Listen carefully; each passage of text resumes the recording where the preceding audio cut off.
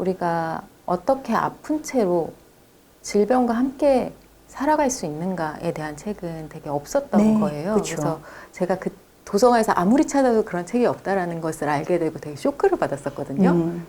왜 나는 계속 아픈 채로 평생을 살아야 되는데 나 어떻게 살아야 되는지 왜 아무 곳에서도 말해주지 않지?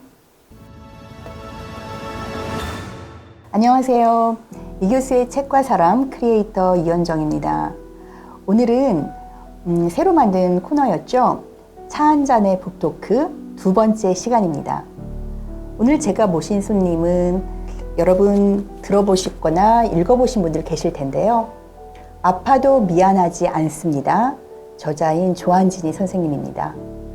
그러면 조한진이 선생님과 함께 이 책에 대한 이야기, 또 우리가 아픔을 가지고 살아가는 삶에 대한 이야기를 나눠보도록 하겠습니다. 안녕하세요. 저는 조한진이라고 하고요. 페미니스트이기도 하고 아파도 미안하지 않습니다 라는 책을 쓴 저자입니다. 반갑습니다.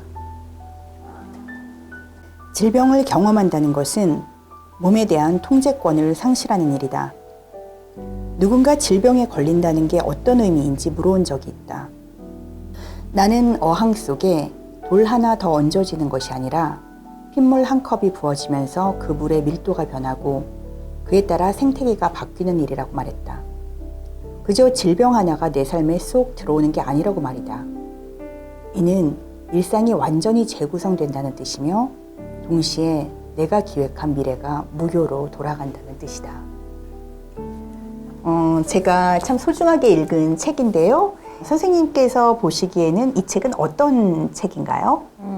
이 책은 일단은 제가 몸이 아프고 나서 나의 아픈 몸과 어떤 일상생활 속에서 되게 불일치하는 순간이 되게 많았어요.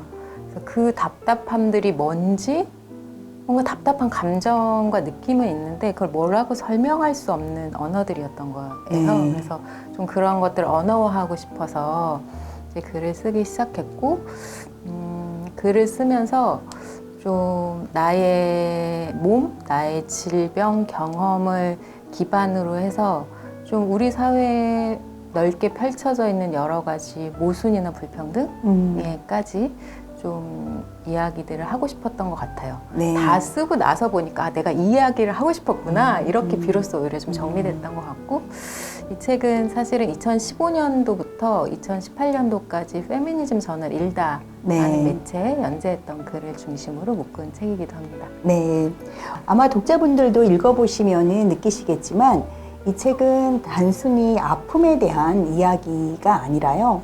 여러 가지 아픔과 관련되는 우리 사회의 문제들, 그리고 또 제도적인 어떤 이슈들, 또 페미니스트로서 살아가는 이야기, 여러 가지 이야기들을 굉장히 풍부하게 묶어놓고 있어요.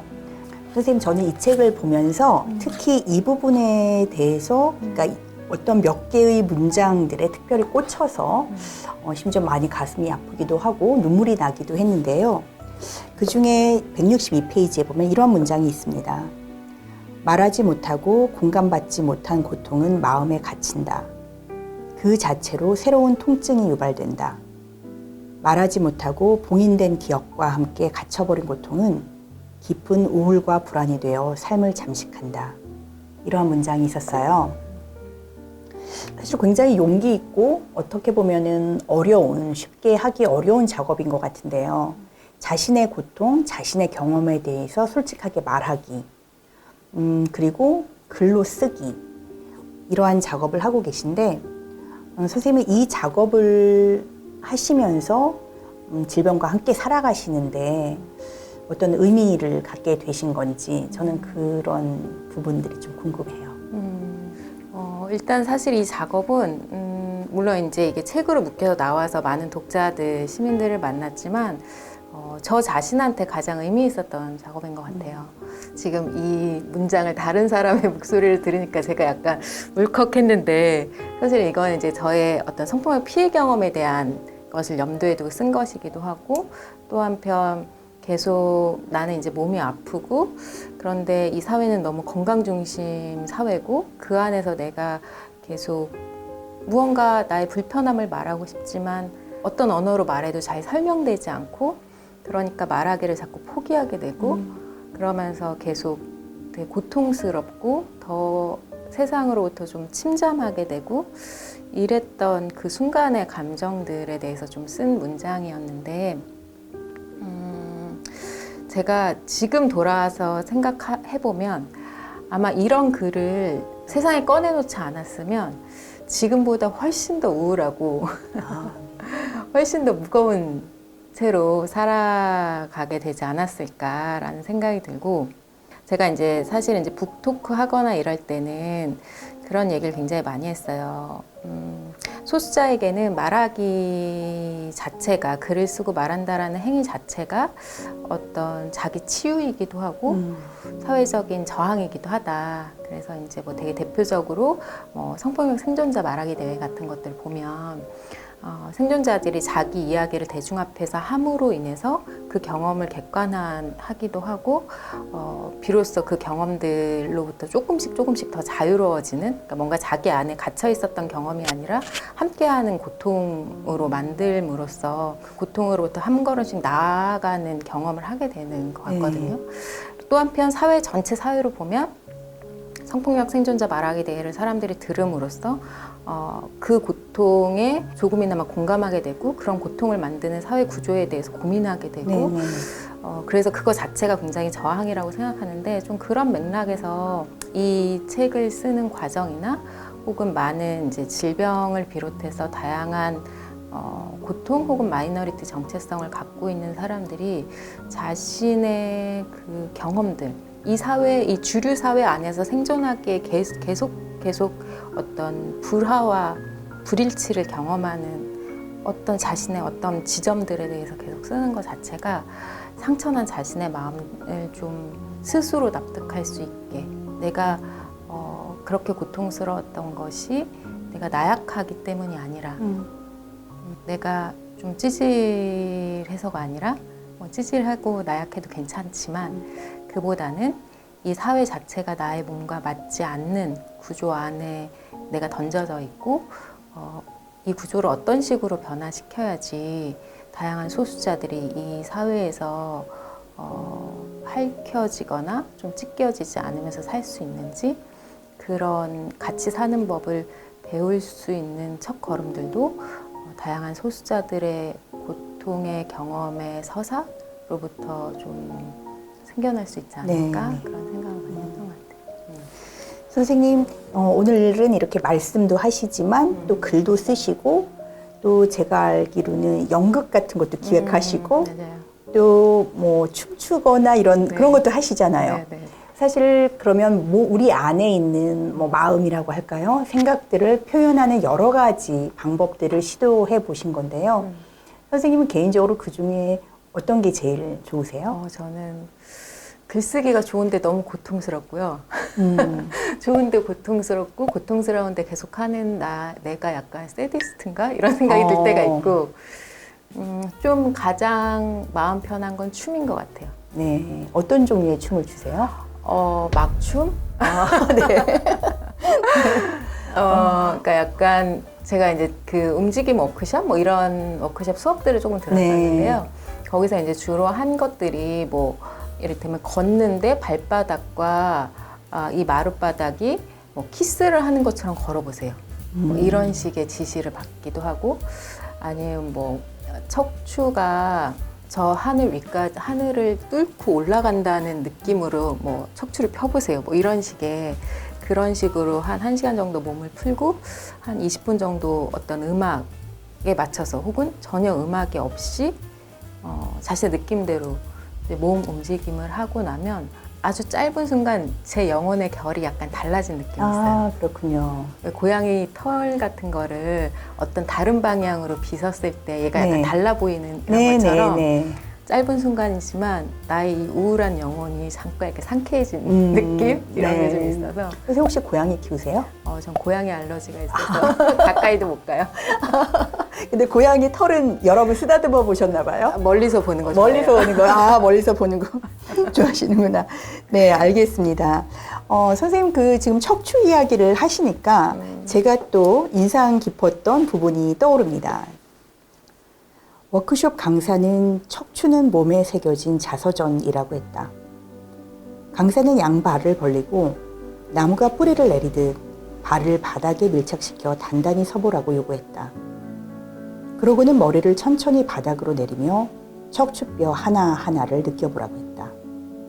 그렇게 여러 차례 반복한 뒤 다시 한번 내려가며 척추뼈마다 관련된 기억을 떠올려 보라고 했다. 잊고 있던 많은 기억이 순간적으로 수면 위로 올라왔다. 관련된 감정을 잠시 느껴보고 둘씩 파트너가 되어 기억을 나눠보는 시간. 파트너는 무슨 말을 해야 할지 모르겠다며 잠시 눈을 감았다. 그는 나보다 10살쯤 많은 50대 여성이었는데 거뭇한 혈색과 초췌한 머리카락은 언뜻 보기에도 건강이 좋지 않은 것처럼 보였다. 잠시 뒤 그는 또박또박 말을 시작했다. IMF 외환위기 당시 권고사직을 통보받고도 이를 거부하며 출근할 때마다 등에 꽂히던 동료들의 시선. 마트 계산원으로 일할 때 서 있는 내내 허리와 등이 아팠던 기억. 일당제로 일하던 식당에서 갈비판을 닦다가 허리를 삐끗할 때 느낀 통증. 남편이 장난으로 자주 등짝을 때렸던 순간. 아이를 키워야 하는 가장으로서 어깨가 무거웠던 느낌이 기억난다고 했다. 그리고 자신이 계속 살 수 있었던 것은 해고를 수용하고 퇴근한 날 밤 아이를 업었을 때 등으로 전해진 따뜻함 때문이라고 했다. 네, 선생님 저는 이 부분을 보면서도 또 울컥했어요. 우리 오늘은 울컥의 대화네요. 그래서 서로 울컥했다는 이야기를 하고 있는데요. 이 권고사직을 IMF 때 당했던 한 여성의 척추의 기억이 정말 저한테도 하나하나 이렇게 바늘로 찌르듯이 너무나 정교하게 그 느낌들이 다가왔고 공감이 되었고요. 그리고 이분이 또 유방암에 걸리신 거잖아요. 근데 그러한 삶의 그 모든 것들이 하나하나 켜켜이 축적되어서 이분에게 그러한 질병에 이르기까지 된 것은 아닐까 하는 생각도 들었어요. 그리고 사실 우리는 그 IMF 때 기억을 되살려 보면 소위 말하는 이제 고개 숙인 아버지들, 그죠? 그러니까 직장을 잃어버린 아버지들 이런 것에만 주로 신경을 썼던 것 같고 여성에 대해서는 일하는 엄마들에 대해서는 거의 신경 쓰지 않았었던 것 같은데 선생님 책을 보니까 그 당시에 오히려 20대 그죠? 비정규직 여성들이 가장 많이 실직을 했고 또 여성 가장들도 많이 있었고 이제 이런 이야기들이 다시금 그 당시를 저한테 이제 생각을 해보게 했습니다. 그래서 좀 여쭤보고 싶은 게 선생님이 이제 이 책에서 질병권 혹은 어떤 질병과 함께 살아가는 우리의 자세와 또 사회의 문제점 같은 걸 말씀하고 계시지만 어떤 여성에 대한 관심 그리고 페미니스트로서의 삶 이런 것과 이번 그 이 책과의 내용이 서로 교차되면서 서로 영향을 주기도 하고 또 대화하는 그런 느낌을 받았어요. 선생님께서는 그 페미니스트의 경험이 어떻게 이런 질병권에 대한 고민과 좀 연결이 되는지 좀 말씀해 주시겠어요? 제가 이제 처음 페미니스트로서 나를 정체화했을 때, 그때 이제 90년대였는데 그때는 여성과 남성 간의 관계에 되게 관심을 많이 가졌던 것 같아요. 뭐 성폭력의 문제라던가, 뭐 고용에서 여성과 남성의 차별의 문제라던가.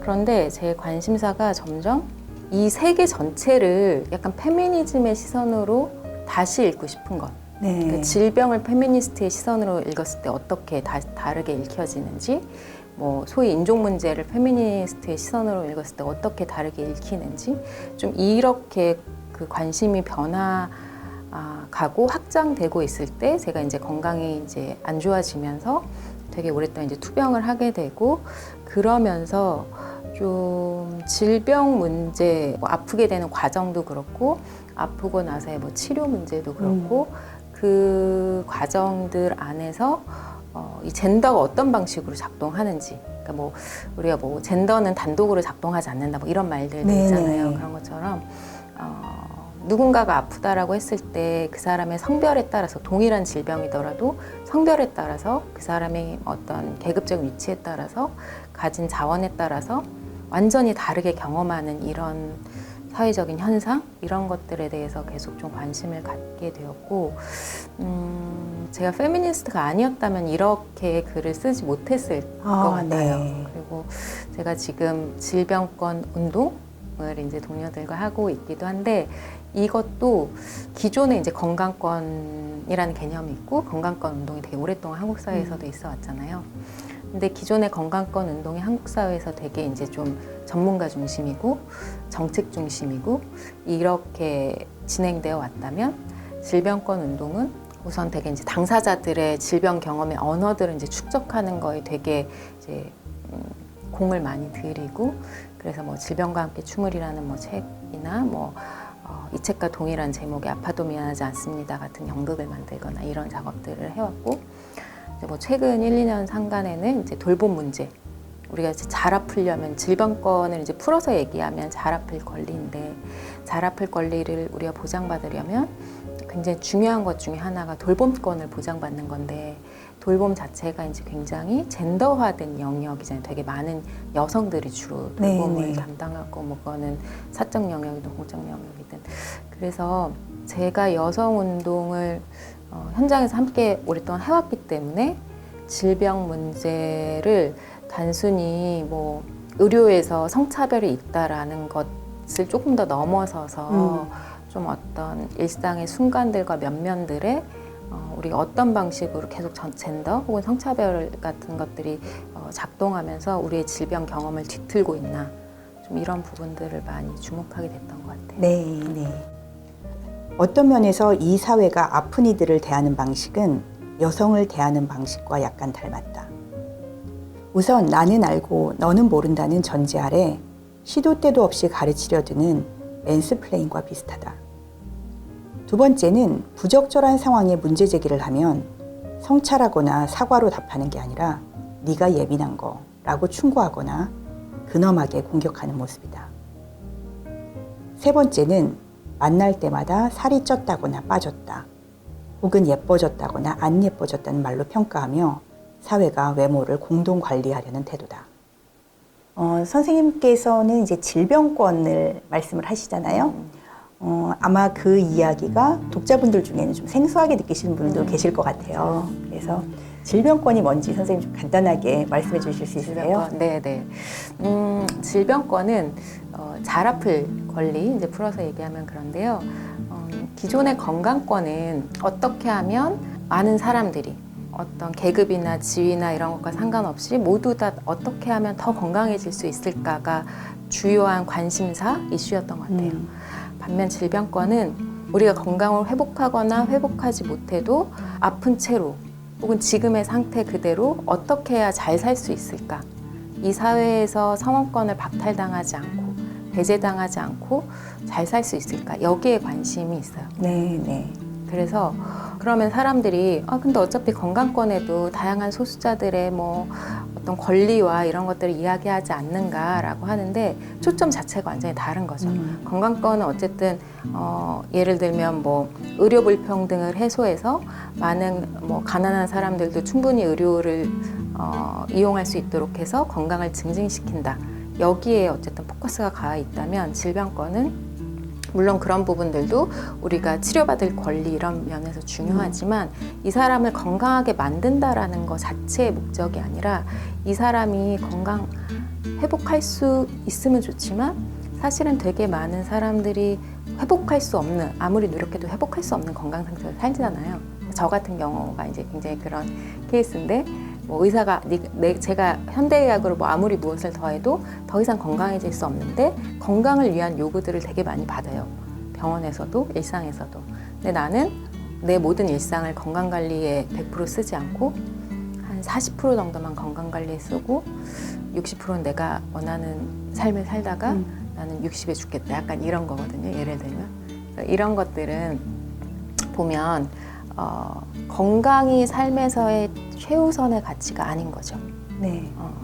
질병권에서 좀 아주 비판하고 있는 것 중에 하나가 지금의 사회를 뭐 남성 중심 사회다, 비장애인 중심 사회다, 뭐 선주민 중심 사회다라고 얘기하는데 그거에 덧붙여서 우리 사회가 너무나 건강 중심 사회고 그래서 모든 사람들이 건강해져야 된다는 강박을 갖고 있고 이 건강을 위해서 최선을 다해서 노력하지 않는 사람을 비난하고 건강하지 않은 몸은 실패한 몸이고 이런 체제 전반에 대해서 어떻게 보면 되게 근본적인 좀 질문을 하는 게 질병권이기도 합니다. 네, 선생님 말씀 저도 너무 공감하고요.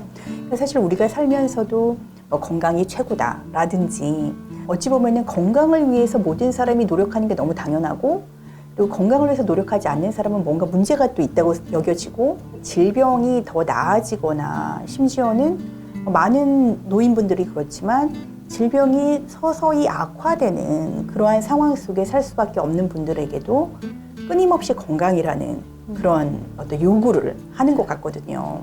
근데 또 달리 생각해 보면 우리가 이렇게 건강을 위해서 모든 것을 우리 삶을 거기다 바쳐야 될 필요가 있을까? 맞아요. 1인 가구가 건강에 취약한 주요한 이유 중 하나는 집에 엄마나 아내가 없기 때문이다.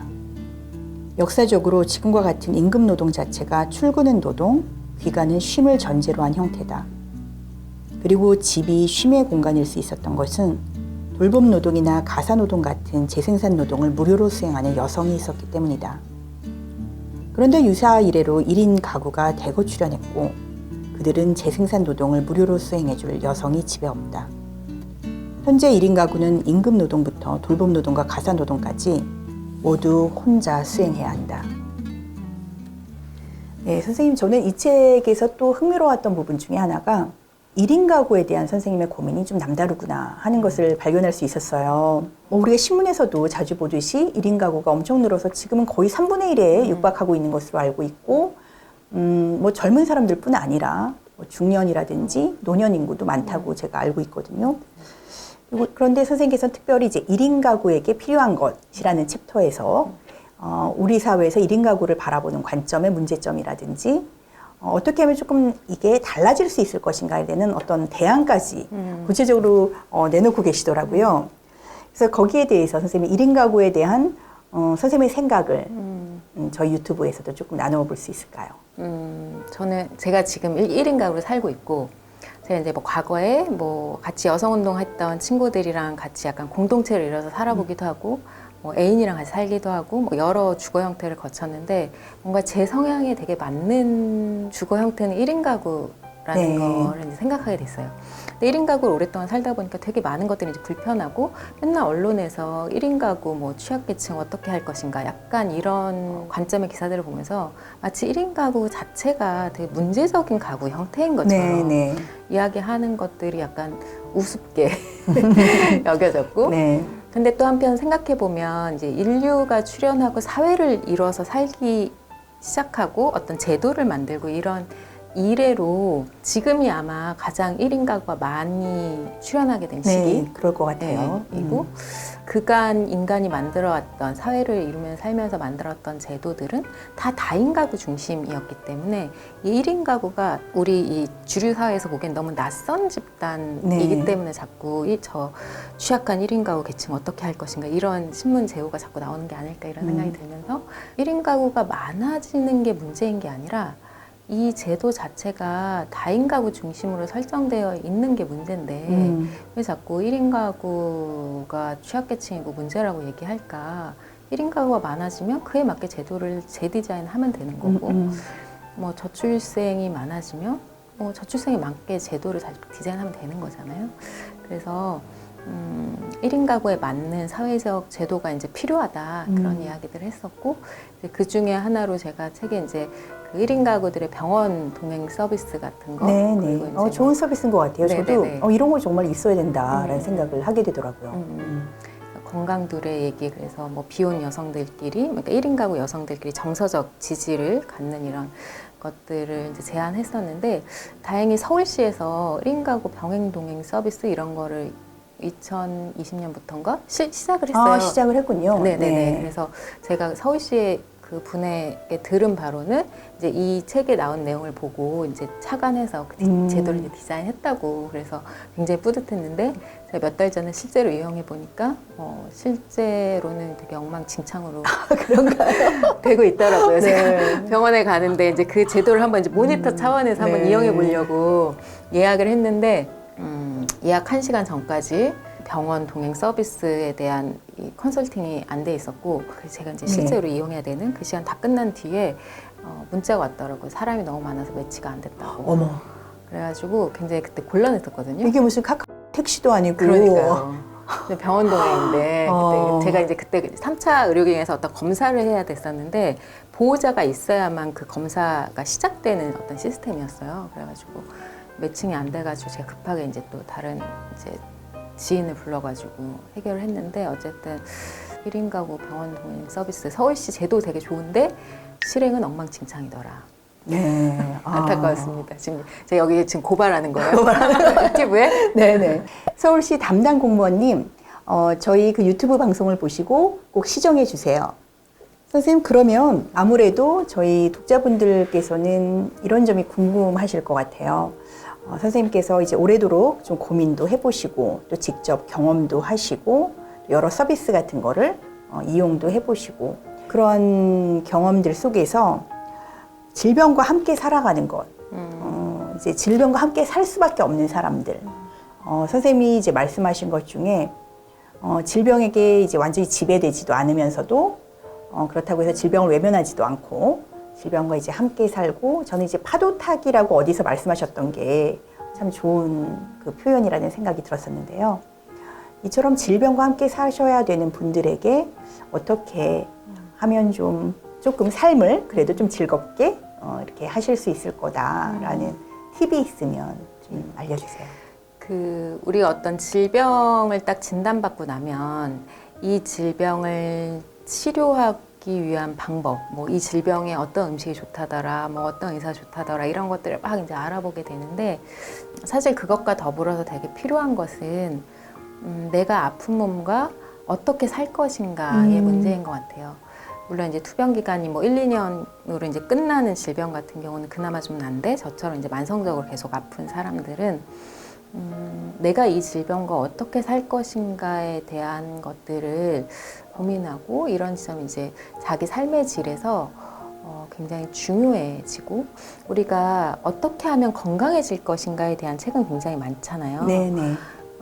그런데 우리가 어떻게 아픈 채로 질병과 함께 살아갈 수 있는가에 대한 책은 되게 없었던 네, 거예요. 그쵸. 그래서 제가 그 도서관에서 아무리 찾아도 그런 책이 없다라는 것을 알게 되고 되게 쇼크를 받았었거든요. 왜 나는 계속 아픈 채로 평생을 살아야 되는데 나 어떻게 살아야 되는지 왜 아무 곳에서도 말해주지 않지? 의사도 말해줄 수 없고 도서관에서 그쵸. 어떤 책을 찾아봐도 그거에 대해서 아무도 말해주지 않고 이 내 몸과 이 사회가 끊임없이 불일치하고 삐걱거리는데 그거에 대해서 설명할 언어도 없고 뭔가 정리된 어떤 것들도 없는 그 굉장히 막막하고 외로웠던 그 마음에서 이 책의 많은 글들은 또 그 막막하고 외로운 마음들을 토로하는 것이기도 했고 나는 그 막막함을 어떤 식으로 지금 한 걸음씩 나아가 보려고 하고 있는지 나아가고 있는지에 대한 글이기도 한데 그래서 다른 지금 아픈 몸으로 살아가는 분들도 질병과 내가 지금 살아가는 이 순간에 계속 끊임없이 마음의 부대낌을 느끼실 거라고 생각하거든요. 네. 이 사회가 굉장히 건강 중심 사회고 나의 이 아픈 몸을 설명할 언어가 되게 없기 때문에 그래서 내가 느끼는 이 질병과 같이 살아가는 이 부대낌에 대해서 자꾸 언어화하는 작업들을 꼭 해보셨으면 좋겠어요. 네. 그게 뭐 일기장이든 SNS든 뭐 책을 내는 거든 어떤 방식이든 간에 그 어떤 경험이 언어화되기 이전과 이후는 되게 다른 경험인 것 같거든요. 어떤 경험이 언어화되기 전에는 그것은 보통 덩어리였는데 그것을 언어화하게 되면 그게 일기장이든 뭐 책이든 간에 언어화하고 나면 이 고통의 모양새가 내 눈앞에 보여지고 네. 그 고통이 먼지처럼 엉겨 있던 게 분리될 수 있는 우리가 분리수거 하듯이 네네. 분리될 수 있는 것으로 존재하기도 하고 또 한편 내가 아무리 그걸 언어화해서 쓰려고 해도 그냥 나에게는 그건 그냥 끝없는 날카로운 고통일 뿐이었다라고 내가 만약 문장을 쓴다라고 하더라도 이 고통이 굉장히 언어화되기 어려운 고통이라는 것 자체를 아는 게 네. 자신에게 되게 위안이 되고 힘이 되는 것 같아요. 왜냐하면 자신의 경험을 인간은 되게 이해하고 설명하고 싶어 하는 것 같거든요. 그렇죠. 네. 그래서 저희가 사실은 싫으면서도 의사 선생님을 찾아가서 이게 무슨 병인지 알고 싶기도 하고 진단병을 받으면 좀 안심하게 되기도 맞아요. 하고 이런 맞아요. 측면이 있잖아요. 네, 그렇죠. 맞아요. 그러니까 우리는 맞아요. 이게 왜 이런 건지 이게 무엇인지 그걸 좀 알고 싶어하는 네. 마음이 있는 듯해요. 맞아요.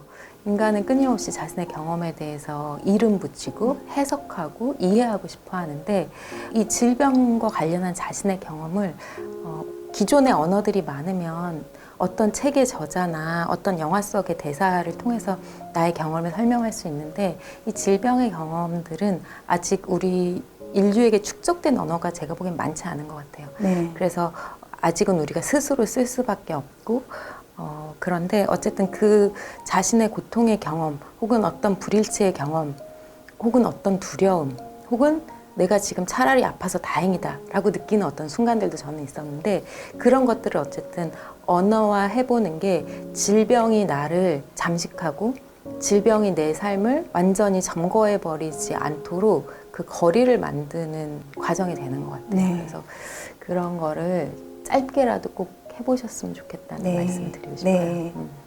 조한진희 선생님께서 오래도록 그 질병과 함께 살아가셔야 되는 분들에게는 그 자신의 고통과 경험을 글로 써보는 작업에 대해서 말씀을 해주셨습니다. 선생님 제가 마지막으로 한 가지 여쭙고 싶은데요.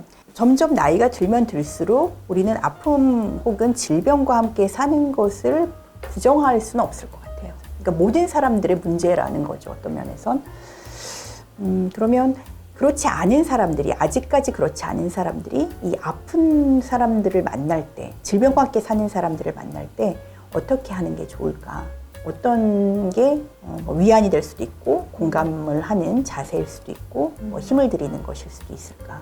이런 거 여쭤봐도 될까요? 네네. 저는 일단 동료들, 제 친구들이나 이럴 때 제가 이제 한참 아플 때 이 얘기 들었을 때 되게 좋았다. 이거는 같이 놀자, 춤추자 이런 얘기였고요. 왜냐면 이제 아프다. 아픈 사람한테. 네네네. 네. 아프다고 할 때 이제 뭐 쉬어, 일하지 마, 뭐 이런 얘기들 되게 많이 하게 되는데 제 몸에 맞게 뭔가를 계속 세팅해주면서 같이 잘 안전하게 잘 놀 수 있는 판들을 자꾸 마련해 주는 거예요, 친구들이. 그래서 아프면 계속 뭔가를 하지 말라고 말하게 되는데 주변에서 그게 아니라 뭔가를 같이 하자. 근데 그게 뭐 몸에 좋은 어떤 음식을 먹자, 뭐 몸에 좋은 어떤 치료를 하자 이런 게 아니라 같이 지금 이 순간 즐겁게 놀자. 근데 네 몸에 맞춰서 안전하게 오래 놀 수 있게 어떤 걸 세팅할게. 이게 너무 고맙고 반갑고 아프다라는 나의 정체성이 부정당하지 않으면서도 동시에 내 질병을 극복해야만 내가 될 것 같은 압박감 없이 너무 편하고 즐거웠거든요. 그래서 아픈 사람과 어떻게 안전하게 잘 놀 수 있는지 그 환경을 세팅해서 같이 놀자 이렇게 많이 말해주면 어떨까 싶기도 하고 또 한편으로는 아까 선생님이 읽어주시기도 하셨지만 아픈 사람을 대하는 태도와 여성을 대하는 태도가 어느 면에서 굉장히 닮았다. 굉장히 이제 계속 뭔가 조언하려고 하고 가르치려고 하고 근데 오히려 아픈 사람에게 내가 지금 건강하지만 나도 곧 아플 텐데 앞으로 아플 사람에게 먼저 아픈 선배로서 어떤 조언을 해주고 싶니? 약간 이런 방식으로 계속 이 사람을 통제하고 내가 서포트해야 하는 대상으로 보기보다 우리가 서로 대화를 한다라는 것은 관계를 맺는다라는 건 사실 되게 상호적이어야 하잖아요. 네네. 그래서 그런 맥락에서 늘 너무 이 아픈 몸을 통제하려고 하는 사회에 너무 지쳐있는 경우가 많으니까 오히려 먼저 아픈 너에게 내가 지혜를 좀 빌리고 싶다. 이런 식으로 좀 다가가면서 관계를 맺어보는 건 어떨까? 이런 말씀 드리고 싶네요. 네, 감사합니다. 네, 여러분 오늘은 아파도 미안하지 않습니다의 조한진희 선생님을 모시고 이야기를 나눠봤는데요. 저희가 하고 싶은 이야기보다 이 유튜브라는 좀 제한된 그런 시간 때문에 또 다 나누지 못해서 좀 섭섭한, 좀 아쉬운 그런 마음도 없지 않아 있습니다. 만일 여러분께서 선생님의 그동안의 경험과 또 아픔과 함께 살아가는 노하우, 지식들을 더 배우고 싶으시다면 이 책을 도서관에서 빌리거나 직접 구입해서 한번 읽어보시면 좋을 것 같고요. 이 책에서 여러분들께서 그동안 생각하지 못했던 그런 부분들을 만나시게 될 거라고 제가 장담할 수 있습니다. 그러면 오늘은 여기까지 하도록 하겠고요. 다음 시간에 또 좋은 영상으로 여러분들을 만나 뵙도록 하겠습니다. 그러면 모두 안녕히 계세요.